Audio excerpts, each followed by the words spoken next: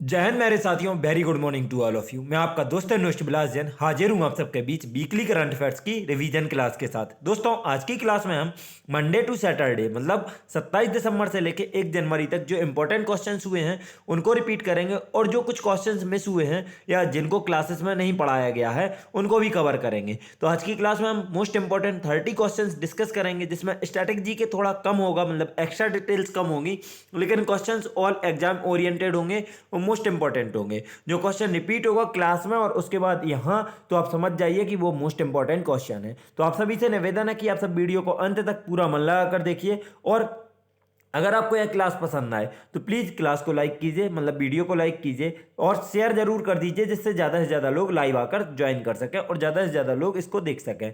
तो वीडियो को अंत तक पूरा मन लगा कर देखिए। चैनल पर नए हैं तो सब्सक्राइब कीजिए चैनल को और बेल आइकॉन प्रेस करके हमारा लेटेस्ट नोटिफिकेशन तुरंत पाइए। अब आपका ज़्यादा समय ना लेते हुए देखते हैं आज का पहला प्रश्न। आज का पहला प्रश्न है, भारतीय किशोरी अनाहत से अमेरिका में जूनियर स्क्वैश ओपन जीतने वाली कौन से भारतीय महिला बन गई हैं? आपके ऑप्शन है ए पहली, बी दूसरी, सी तीसरी, डी चौथी। तो दोस्तों याद रखिए, भारतीय किशोरी अनाहत से। दोस्तों और आगे एक और बात, आगे से क्वेश्चंस में ऑप्शन नहीं पढ़ेंगे क्योंकि ये क्वेश्चन रिपीटेड है, तो डायरेक्ट आपको आंसर बता दिया जाएगा। आपको बता दें भारतीय किशोरी कौन है, अनाहत से। अमेरिका में जूनियर स्क्वैश ओपन जीतने वाली इस साल की, इनका नाम याद रखिए अनाहत से। कौन है? तो यह पहली महिला है, पहली भारतीय महिला है जिन्होंने अमेरिका में जूनियर स्क्वैश ओपन जीता है। इनका नाम है अनाहत से। अनाहत से ने junior US open squash tournament में अंडर 15 लड़कियों की श्रेणी जीतकर इतिहास रच दिया है। अगर आपसे यह भी पूछ लिया जाए अनाहत से भारत में कहाँ की रहने वाली है, तो दिल्ली की रहने वाली है, याद रखें। अनाहत से ने अल्लेन स्पेक्टर सेंटर में खेले गए फाइनल मैच में मिस्र की जैदा मारेई को हराया है। दुनिया के सबसे बड़े जूनियर इंडिविजुअल स्क्वैश टूर्नामेंट में 41 देशों का प्रतिनिधित्व करने वाले 850 से अधिक स्क्वैश जूनियर खिलाड़ियों ने भाग लिया, जिनमें से जीता कौन है? तो भारत की अनाहत से ने इसको जीता है, जूनियर स्क्वैश ओपन को।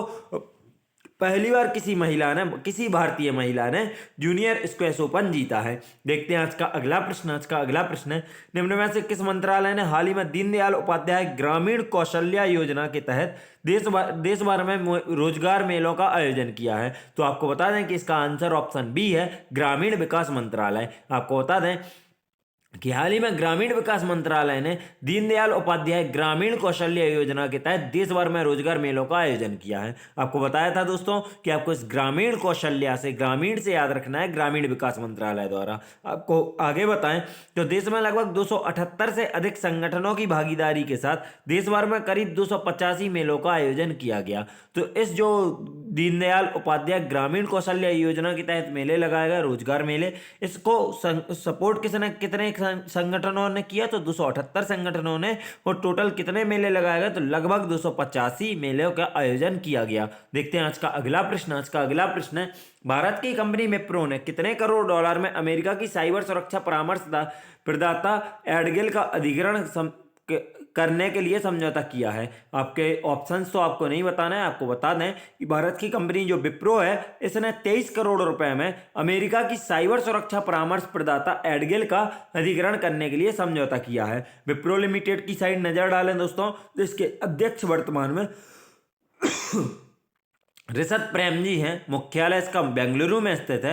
विप्रो के एमडी और सीईओ आपको बता दें तो इसके थैरी डेलपोर्ट अभी वर्तमान में एमडी और सीईओ हैं। देखें आज का अगला प्रश्न। आज का अगला प्रश्न है, निम्न में से किस बॉलीवुड अभिनेता ने हाल ही में अपनी पहली किताब बैचलर डैड का विमोचन किया है? तो आपको बता दें कि बैचलर डैड जो बुक है, यह तुषार कपूर की लिखी हुई बुक है। किसकी? तुषार कपूर की लिखी हुई बुक है बैचलर डैड। दोस्तों, बॉलीवुड अभिनेता तुषार कपूर ने हाल ही में अपनी पहली किताब बैचलर डैड का विमोचन किया है। उन्होंने इस किताब में सिंगल फादर होने के अपने सफर को साझा किया है। अभिनेता ने अपनी पहली किताब बैचलर डैड में थोड़ा अपरंपरागत रोड टू फादर हुड की अपनी यात्रा साझा की है। देखेंगे दोस्तों आज का अगला प्रश्न। आज का अगला प्रश्न है, एचओ सूरी को हाल ही में किस इंश्योरेंस कंपनी ने अपना नया प्रबंध निदेशक और मुख्य कार्यकारी अधिकारी नियुक्त किया है? तो आपको बता दें दोस्तों कि IFFCO Tokyo general insurance company ने एचओ सूरी को अपना हाल ही में अपना नया प्रबंध निदेशक और मुख्य कार्यकारी अधिकारी नियुक्त किया है। दोस्तों हाल ही में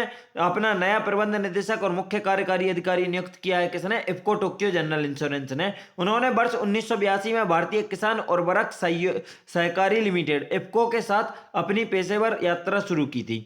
इफ्को सहकारी क्षेत्र में दुनिया का सबसे बड़ा उत्पाद उर्वरक निर्माता कंपनी है। मोस्ट इंपोर्टेंट लाइन है दोस्तों, यहाँ से याद रखें कि अगर आपसे पूछा जाता है सहकारी क्षेत्र में दुनिया की सबसे बड़ी उर्वरक निर्माता कंपनी कौन सी है, तो इफ्को। अब इफ्को टोक्यो जो है ये भारत जापान का एक ज्वाइंट वेंचर है, मतलब ज्वाइंट तरीके से वर्क कर रहा है। इसकी तरफ नजर डालें तो इसकी वर्तमान में सीईओ अनामिका रॉय हैं। राष्ट्रभर कौन है वर्तमान में? राष्ट्रभर मतलब भारत की साइड से अनामिका रॉय इसकी सीईओ हैं। मुख्यालय गुरुग्राम में है। स्थापना सन 2000 में हुई थी। उसके नए प्रबंध निदेशक और मुख्य कार्यकारी अधिकारी कौन है, तो एच ओ सूरी। याद रखिए, बहुत अच्छे से नाम याद रखिए। क्वेश्चन 22 वर्षा भी हो सकता है अगर ऐसे पूछ लिया जाए। इफ्को टोक्यो जनरल इंश्योरेंस के प्रबंध निदेशक और मुख्य कार्यकारी अधिकारी कौन है, यानी एमडी और सीईओ कौन है, तो आपको यह पता होना चाहिए, एच ओ सूरी। अच्छे से याद रखें। देखते हैं आज का अगला प्रश्न। आज का अगला प्रश्न है, किस भारतीय क्रिकेटर का बल्ला हाल ही में अंतरिक्ष में भेजा गया है? तो आपको बता दें दोस्तों कि युवराज सिंह भाई भारतीय क्रिकेटर हैं जो जिनका बल्ला, मतलब पहला ही बार ऐसा हो रहा है किसी क्रिकेटर का बैट अंतरिक्ष में भेजा जा रहा है। वह कौन से क्रिकेटर हैं, तो युवराज सिंह। याद रखिए दोस्तों, भारत के पूर्व क्रिकेटर युवराज सिंह का ऐतिहासिक बल्ला अंतरिक्ष में भेजे जाने वाला है। दोस्तों आपको बता दें यह वही बल्ला है जिससे युवराज सिंह ने सन 2003 में बांग्लादेश के खिलाफ अपने इंटरनेशनल करियर का पहला शतक लगाया था। दोस्तों याद रखिए, वनडे मैच में अपना पहला शतक लगाया था किस देश के खिलाफ, तो बांग्लादेश के खिलाफ। कब लगाया था, तो 2003 में। और किसका है बल्ला है, तो युवराज सिंह का। बहुत अच्छे से याद रखें दोस्तों। यह 2011 वर्ल्ड कप विश्व विजेता जो टीम थी, भारतीय टीम, उस समय पर यह मैन ऑफ द सीरीज रहे थे। यह भी बहुत इंपॉर्टेंट पॉइंट है, पूछा जा सकता है कि मैन ऑफ द सीरीज कौन रहा था जब भारत विश्व कप जीता 2011 का, तो युवराज सिंह। याद रखिए। देखते हैं आज का अगला प्रश्न। आज का अगला प्रश्न है, दक्षिण अफ्रीका के किस खिलाड़ी ने टेस्ट क्रिकेट से तत्काल प्रभाव से संन्यास लेने की घोषणा की है? आपके बता दें दोस्तों, ऑप्शंस के साथ बताएंगे, नया क्वेश्चन है क्योंकि। A Marco Jansen, B Quinton de Kock, C Dean Elgar और डी टेम्बा बामूमा। तो दोस्तों आपको बता दें दक्षिण अफ्रीका के विकेट कीपर बल्लेबाज क्विंटन डी कॉक ने हाल ही में टेस्ट क्रिकेट से तत्काल प्रभाव से संन्यास लेने की घोषणा की है। दक्षिण अफ्रीका के विकेट कीपर बल्लेबाज क्विंटन डी कॉक ने अचानक टेस्ट क्रिकेट से संन्यास का ऐलान किया है। बता दें कि डी कॉक दक्षिण अफ्रीका के लिए वनडे और T20 क्रिकेट खेलना जारी रखेंगे। उन्होंने 2014 में ऑस्ट्रेलिया के खिलाफ अपना टेस्ट डेब्यू किया था। किसके खिलाफ दोस्तों? ऑस्ट्रेलिया के खिलाफ। वह इस फॉर्मेट में दक्षिण अफ्रीका टीम के कप्तान भी रहे हैं। बता दें कि डी कॉक ने साउथ अफ्रीका के लिए कुल 54 टेस्ट खेले। इस दौरान उन्होंने 38.82 की औसत से 3300 रन बनाए हैं। दोस्तों याद रखिए, अब इन्होंने संन्यास ले लिया टेस्ट क्रिकेट से, लेकिन वनडे और T20 खेलेंगे। यह विकेट कीपर बल्लेबाज थे दक्षिण अफ्रीका के जिन्होंने संन्यास लिया, क्विंटन डी कॉक। देखते हैं आज का अगला प्रश्न। आज का अगला प्रश्न है, निम्न में से किस विधानसभा ने हाल ही में धर्म की स्वतंत्रता के अधिकार का संरक्षण विधेयक 2021 पारित किया है? तो आपको बता दें आपका करेक्ट आंसर है answer D, option D, Karnataka Vidhan Sabha. Karnataka Vidhan Sabha ने हाल ही में धर्म की स्वतंत्रता के लिए के अधिकार के संरक्षण का विधेयक 2021 पारित किया है दोस्तों, जिसे धर्मांतर विरोधी बिल के नाम से भी जाना जा रहा है। इस विधेयक के तहत कोई दोषी पाया जाता है तो उसे 3 से 5 साल की कैद और 25,000 रुपए जुर्माने का प्रावधान है। दोस्तों कर्नाटक विधानसभा में पारित इस विधेयक में धर्म की स्वतंत्रता के अधिकार की सुरक्षा और बलपूर्वक अनुचित प्रभाव, जबरदस्ती, प्रलोभन या किसी भी कपटपूर्ण तरीके से एक धर्म से दूसरे धर्म में गैर कानूनी अंतरण पर रोक लगाने का प्रावधान है। दोस्तों एक्चुअली क्या होता है भारत में कि कई अलग अलग तरीकों से मतलब प्रभाव डाल के लोगों का धर्म परिवर्तन करवाया जाता है। कभी बलपूर्वक होता है तो कभी किसी अनुचित प्रभाव को कोई चमत्कार दिखाकर या कभी कोई पैसे देकर। तो इसके खिलाफ यह कर्नाटक सरकार का कदम है और कर्नाटक विधानसभा ने यह विधेयक पारित किया है जिसका नाम है धर्म की स्वतंत्रता के अधिकार का संरक्षण विधेयक 2021। इसको पारित किया है। देखते हैं आज का अगला प्रश्न। आज का अगला प्रश्न है, भारत की पहली स्वदेश निर्मित मिसाइल कॉर्वेट INS खुखरी को हाल ही में कितने वर्ष की सेवा के बाद सेवा मुक्त किया गया है? तो दोस्तों आपके करेक्ट ऑप्शन है ऑप्शन सी 32। दोस्तों आपको बता दें कि भारत की पहली स्वदेश निर्मित मिसाइल कॉर्वेट INS खुखरी को हाल ही में 32 वर्ष की सेवा के बाद सेवा मुक्त कर दिया गया है। डीकमीशनिंग समारोह के दौरान सूर्यास्त के समय राष्ट्रीय ध्वज, डीकमीशनिंग पेंडेंट और नौसैनिक ध्वज को उतारा गया है। युद्धपोत मझगांव डॉक शिप बिल्डर्स द्वारा बनाया गया था और 23 अगस्त 1989 को कमीशन किया गया था। दोस्तों 23 अगस्त 1989 को यह कमीशन किया गया। 2021 में इसको डिकमीशन कर दिया गया है, मतलब इसको रिटायर कर दिया गया, सेवा मुक्त कर दिया गया है। दोस्तों यह पश्चिमी और पूर्वी दोनों बेड़ों का हिस्सा था। इसको बनाया किसने था? तो मझगांव डॉक शिप बिल्डर्स द्वारा निर्माण किया गया था। किसका नाम क्या था? तो याद रखिए आईएनएस खुकरी। यह किस प्रकार का मिसाइल कॉर्वेट आईएनएस खुकरी था। अब नजर डालें नौसेना की तरफ, तो नौसेना के वर्तमान में प्रमुख कौन है? Admiral R Hari Kumar. कुछ समय पहले इनकी नियुक्ति हुई है, तो नाम याद रखें, एडमिरल आर हरि कुमार वर्तमान में नौसेना के प्रमुख हैं। नौसेना की स्थापना तो ब्रिटिश साम्राज्य के समय हो गई थी, लेकिन राष्ट्रीयकरण के बाद भारतीय नौसेना की स्थापना मानी जाती है, तो इसको याद रखें 26 जनवरी 1950 को। देखते हैं आज का अगला प्रश्न। आज का अगला प्रश्न है, हाल ही में किसने भारत का पहला इंटेलिजेंट ट्रांसपोर्ट सिस्टम लॉन्च किया है? आपके बता दें दोस्तों कि नितिन गडकरी, जो कि जिन्होंने भारत का पहला इंटेलिजेंट ट्रांसपोर्ट सिस्टम लॉन्च किया है। केंद्रीय सड़क परिवहन और राजमार्ग मंत्री नितिन गडकरी ने हाल ही में गाजियाबाद के डासना में भारत का पहला इंटेलिजेंट ट्रांसपोर्ट सिस्टम, कहां दोस्तों? याद रखिए उत्तर प्रदेश के गाजियाबाद के डासना, मतलब राज्य पूछे तो उत्तर प्रदेश, जिला पूछे तो गाजियाबाद, और अगर जगह पूछे तो डासना में भारत का पहला intelligent transport system eastern peripheral express way पर लॉन्च किया। कौन से एक्सप्रेस वे पर? तो ईस्टर्न पेरिफेरल एक्सप्रेस वे पर लॉन्च किया, जिसे ट्रैफिक को कम करने और यात्रियों को सुरक्षा बढ़ाने के लिए विकसित किया गया है। देखते हैं आज का अगला प्रश्न। आज का अगला प्रश्न है, ब्रिक्स नव विकास बैंक ने निम्न में से किस देश को अपने नए सदस्य के रूप में शामिल किया है?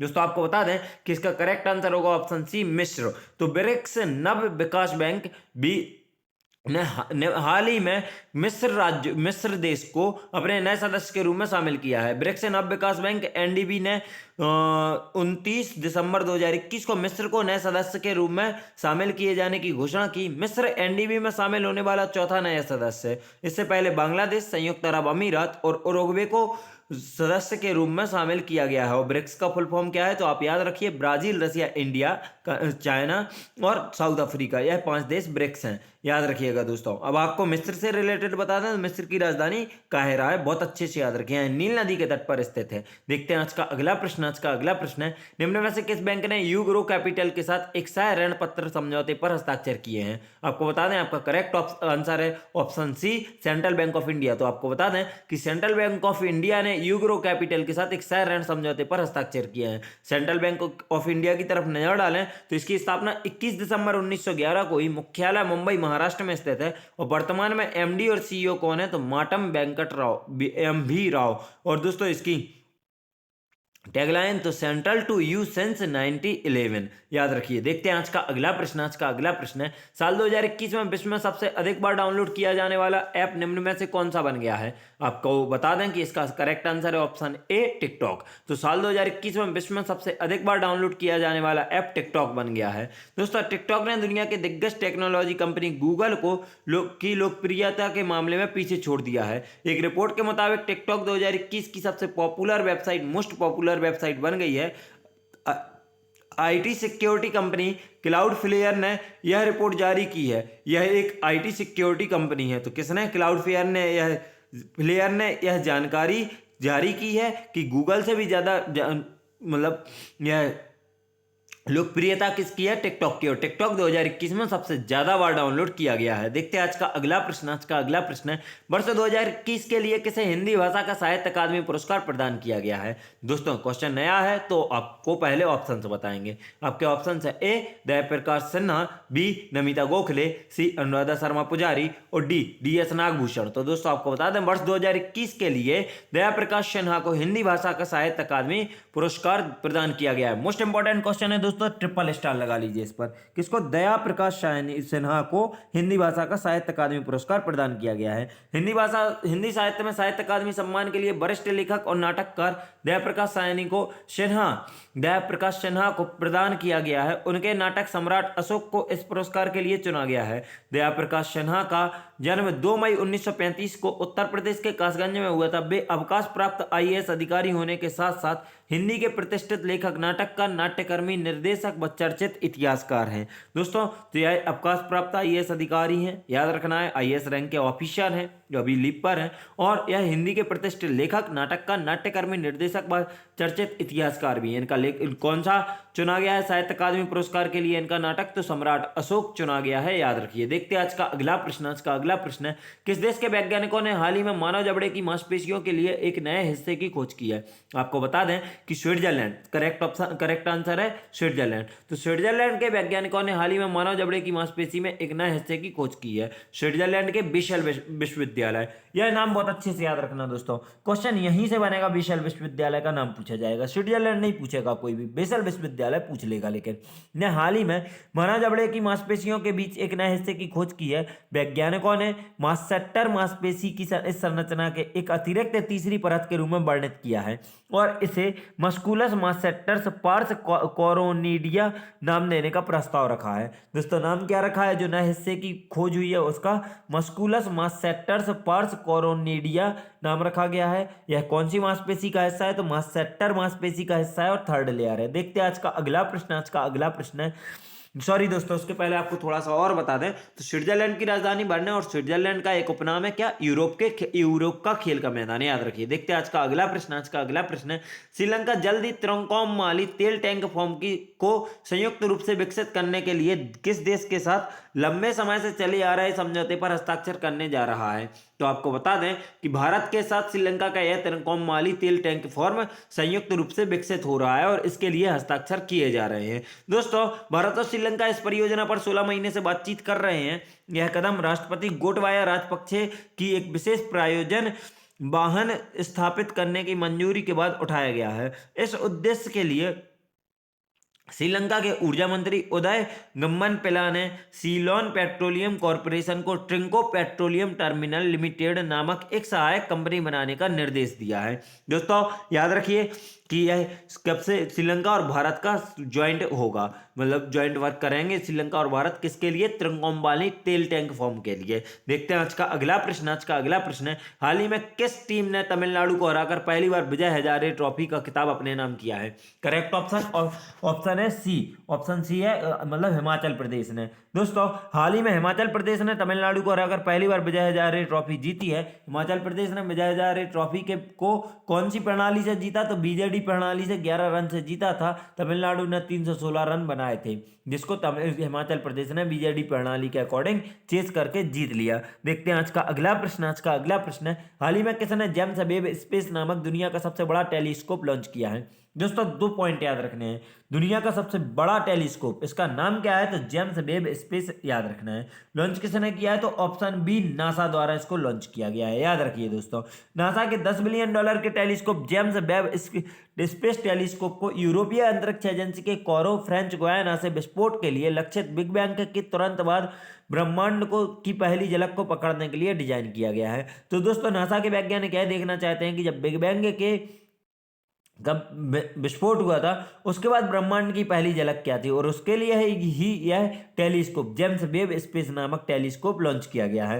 नया डाल है नासा की तरफ। तो नासा के वर्तमान में प्रशासक बिल नेल्सन, जो कि यहाँ के 14वें प्रशासक हैं, मुख्यालय वॉशिंगटन डीसी में स्थित है और स्थापना 1 अक्टूबर 1958 को हुई थी। देखते हैं आज का अगला प्रश्न। आज का अगला प्रश्न है, आरबीएल बैंक के नए सीईओ एवं मैनेजिंग डायरेक्टर के रूप में निम्न में से किसे नियुक्त किया गया है? आपका ऑप्शन है करेक्ट ए, राजीव आहूजा। आपको बता दें आरबीएल बैंक के नए सीईओ एवं मैनेजिंग डायरेक्टर के रूप में हाल ही में राजीव आहूजा को नियुक्त किया गया है। दोस्तों आरबीएल बैंक के प्रबंध निदेशक एमडी और मुख्य कार्यकारी अधिकारी सीईओ विश्वबीर आहूजा, जो कि अपना पद छोड़ रहे हैं, उनकी जगह आ रहे हैं राजीव आहूजा, याद रखिए। ने अपना पद छोड़ दिया है और बैंक ने राजीव आहूजा को तत्काल प्रभाव में से अंतरिम एमडी और सीईओ नियुक्त कर दिया है। इसके अलावा भारतीय रिजर्व बैंक ने अपने मुख्य महाप्रबंधक योगेश के दयाल को आरबीएल बैंक के बोर्ड में अतिरिक्त निर्देशक के रूप में नियुक्त किया है। दोस्तों अब नजर डालें आरबीएल बैंक की तरफ, तो इसकी स्थापना अगस्त 1943 में हुई थी।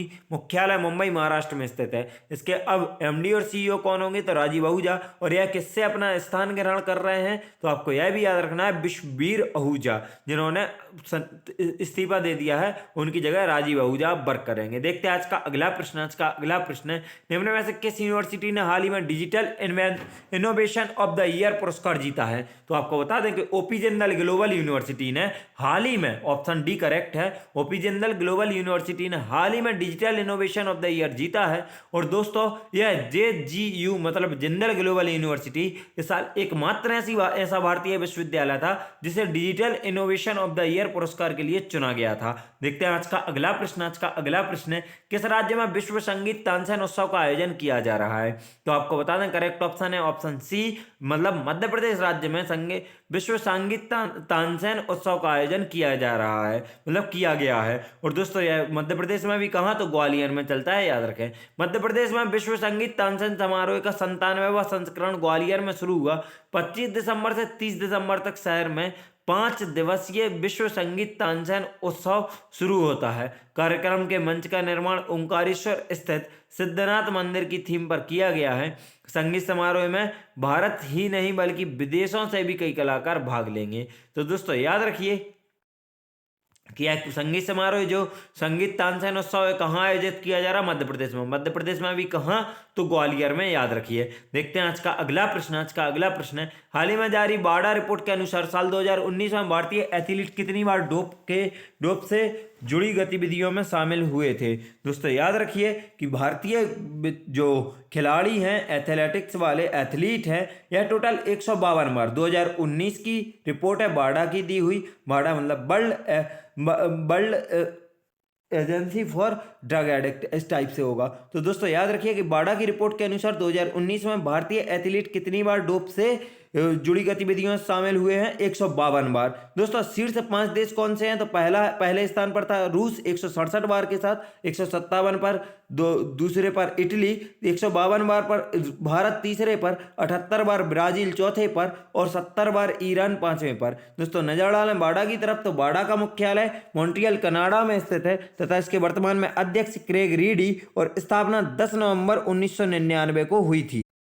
और दोस्तों आपको बाड़ा का फुल फॉर्म बता दें तो इसका फुल फॉर्म होगा वर्ल्ड एंटी डोपिंग एजेंसी। याद रखिए दोस्तों बाड़ा का फुल फॉर्म क्या होगा? World anti doping agency. देखते हैं आज का अगला प्रश्न। आज का अगला प्रश्न है, किस देश की सरकार ने हाल ही में आगामी 3 वर्षों में देश के सभी परमाणु ऊर्जा संयंत्रों को बंद करने की घोषणा की है? आपको बता दें करेक्ट ऑप्शन है ए, बेल्जियम। तो दोस्तों याद रखिए कि हाल ही में बेल्जियम सरकार ने आगामी 3 वर्षों मतलब वर्ष 2025 तक, 2022 से 2025 तक देश के सभी परमाणु ऊर्जा संयंत्रों को बंद करने की घोषणा की है। बेल्जियम सरकार ने हाल ही में आगामी 3 वर्षों वर्ष 2025 तक देश में सभी परमाणु ऊर्जा संयंत्रों को बंद करने की घोषणा की है। ऊर्जा संयंत्रों को बंद करने की यह प्रक्रिया वर्ष 2022 से शुरू की जाएगी। बेल्जियम के परमाणु बेड़े में 7 दबाव युक्त जल रिएक्टर शामिल हैं। देखते हैं आज का अगला प्रश्न। आज का अगला प्रश्न है, सामाजिक न्याय 2021 के लिए पर्यावरणविद डॉक्टर अनिल प्रकाश जोशी को हाल ही में किस अवार्ड से सम्मानित किया गया है? तो आपको बता दें करेक्ट ऑप्शन है आंसर सी, मतलब मदर टेरेसा मेमोरियल अवार्ड। किसे मिला है?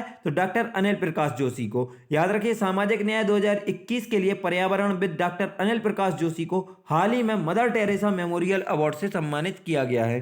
फाउंडेशन जो कि मदर टेरेसा मेमोरियल अवार्ड प्रदान करता है 2005 से सामाजिक न्याय के लिए मदर टेरेसा मेमोरियल अवार्ड्स को आयोजित करता आ रहा है। याद रखिए दोस्तों कब से? 2005 से, और लगातार हर साल या 2005 से अवार्ड दिया जाता है, मदर टेरेसा मेमोरियल अवार्ड प्रदान किया जाता है। देखते हैं आज का अगला प्रश्न। आज का अगला प्रश्न है, हाल ही में किस देश ने अंडर-19 एशिया कप खिताब जीत लिया है? आपके ऑप्शन है ए बांग्लादेश, बी पाकिस्तान, सी भारत और D Sri Lanka. Most important question है क्योंकि दोस्तों याद रखिए एशिया कप का फाइनल है अंडर-19 का, और जीता किसने है? तो भारत ने। भारत ने जीता इसलिए यह मोस्ट इंपॉर्टेंट बन जाता है। तो याद रखिए हाल ही में भारत ने अंडर-19 एशिया कप खिताब जीत लिया है, और इसने किसको हराया? तो श्रीलंका को। भारत ने दुबई में खेले गए फाइनल में श्रीलंका को डीएलएस मेथड के तहत 9 विकेट से मात दी। इसके साथ ही जूनियर टीम इंडिया ने रिकॉर्ड 8वीं बार अंडर-19 एशिया कप पर कब्जा जमाया है। दोस्तों कितनी बार? 8वीं बार। लगातार तो नहीं है लेकिन 8 बार एशिया कप जीत चुकी है अंडर-19 इंडिया की टीम। देखते हैं आज का अगला प्रश्न। आज का अगला प्रश्न है, निम्न में से किस बॉलीवुड अभिनेत्री को जानवरों के अनुकूल फैशन उद्योग के समर्थन में उनके काम के लिए पेटा के 2021 पर्सन ऑफ द ईयर नामित किया गया है। दोस्तों याद रखिए इसका आंसर है आलिया भट्ट। तो आलिया भट्ट को भारत के लिए पेटा के 2021 पर्सन ऑफ द ईयर के लिए नामित किया गया है। याद रखिए इस चीज को, किसको, आलिया भट्ट को किया गया। और क्यों तो जानवरों के अनुकूल फैशन उद्योग के समर्थन के लिए उनको ये सम्मान से सम्मानित किया गया है। दोस्तों बॉलीवुड अभिनेत्री आलिया भट्ट को जानवरों के अनुकूल फैशन उद्योग के समर्थन में उनके काम के लिए पेटा के 2021 पर्सन ऑफ द ईयर नामित किया गया है। अभिनेत्री ने हाल ही में फ्लेदर के पीछे फूल कंपनी में निवेश किया था।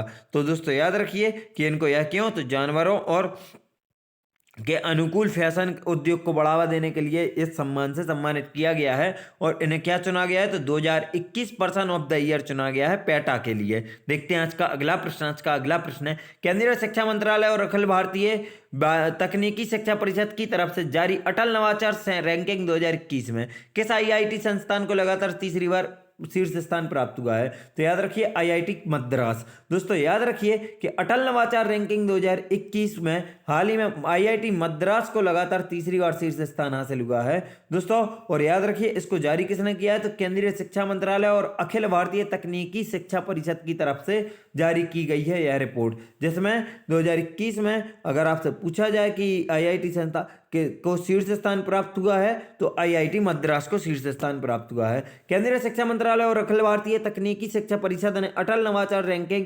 2021 जारी कर दी है। इसमें आईआईटी मद्रास ने लगातार तीसरी बार शीर्ष स्थान हासिल किया है, जबकि आईआईटी बॉम्बे को दूसरा और आईआईटी दिल्ली को तीसरा स्थान हासिल हुआ है। नवाचार और एंटरप्रेन्योरशिप को बढ़ावा देने वाली इस रैंकिंग के टॉप 10 केंद्रीय संस्थानों में से 7 आईआईटी और आईआईएससी शामिल है। दोस्तों याद रखिए इस रैंकिंग में जो टॉप 10 है उनमें से 7 आईआईटी और आईआईएससी शामिल है। देखते हैं आज का अगला प्रश्न। आज का अगला प्रश्न है, हाल ही में किस राज्य सरकार ने 11वीं hockey India junior test championship जीती? आपको बता दें कि हाल ही में उत्तर प्रदेश ऐसा राज्य जिसने 11वीं हॉकी इंडिया जूनियर राष्ट्रीय चैंपियनशिप जीती है। तमिलनाडु के कोविलपट्टी में फाइनल में चंडीगढ़ पर 3-1 की जीत के बाद उत्तर प्रदेश ने 11वीं जूनियर राष्ट्रीय पुरुष हॉकी चैंपियनशिप के विजेताओं को ताज पहनाया। याद रखिए दोस्तों कि यह कहाँ खेल रहा था, तो तमिलनाडु के कोविलपट्टी में खेल रहा था। और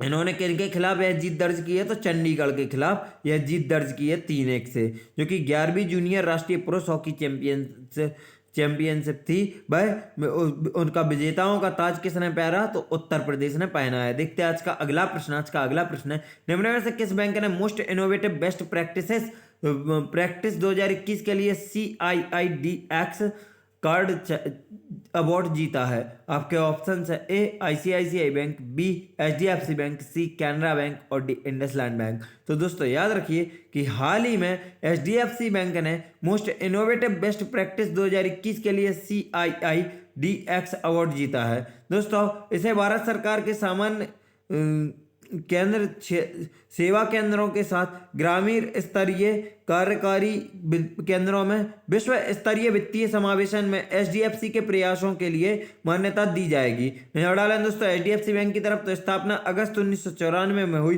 तथा मुख्यालय मुंबई में स्थित है। याद रखिए। देखते हैं आज का आखिरी प्रश्न। आज का आखिरी प्रश्न, इंटरनेशनल ऑटोमोबाइल फेडरेशन FIA ने हाल ही में किसे पहले गैर यूरोपीय अध्यक्ष के रूप में चुना है? दोस्तों यह भी क्वेश्चन मोस्ट इंपॉर्टेंट है, बहुत अच्छे से स्टार मार्क कर लें। ऑप्शन है ए जेम्स कैमरून और सही आंसर आपको बता दें ऑप्शन बी है मोहम्मद बिन सुलेम। तो दोस्तों याद रखिए इंटरनेशनल ऑटोमोबाइल फेडरेशन FIA ने हाल ही में मोहम्मद बिन सोलेम को पहले यूरोपीय अध्यक्ष के रूप में चुना है। याद रखिए किसको, मोहम्मद बिन सोलेम को। इंटरनेशनल ऑटोमोबाइल फेडरेशन FIA ने हाल ही में संयुक्त अरब अमीरात के मोहम्मद बिन सोलेम को पहले गैर यूरोपीय अध्यक्ष के रूप में जॉन टॉड का उत्तराधिकारी चुना है। तो दोस्तों याद रखिए किसकी जगह लेंगे, यह जीन टॉड की जगह लेंगे मोहम्मद बिन सोलेम दोस्तों का उत्तराधिकारी चुना है। यह federation formula 1, world rally championship, world insurance और फार्मूला E